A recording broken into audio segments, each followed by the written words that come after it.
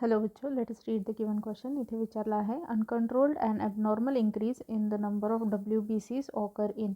Uncontrolled abnormal WBCचा number वाढणे हे कशात होते हे आपल्याला विचारलं आहे. सो इथे की कन्सेप्ट आहे कॅन्सर. आणि कॅन्सरची डेफिनेशन काय आहे? Uncontrolled growth of abnormal cells is non as cancer. ठीक आहे.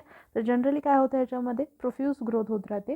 सेल्स अबनॉर्मल का म्हटलं आहे? कारण हे फुल्ली मॅच्युअर्ड नसतात आणि ते अनडिफरेन्शिएटेड असतात. ठीक आहे, म्हणूनच त्यांना आपण म्हटलं आहे अबनॉर्मल सेल्स. आणि ह्यामध्ये आपल्याला विचारलं आहे की WBCचा अनकंट्रोल्ड ग्रोथ म्हणजे काय आहे.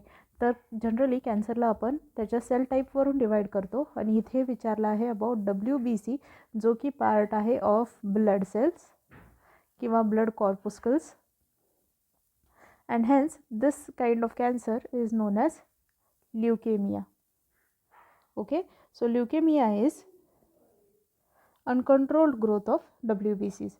So correct answer इथे असणार आहे ऑप्शन 1 दिला आहे infection. This is wrong. Newborn is also wrong. Pregnancy is also wrong.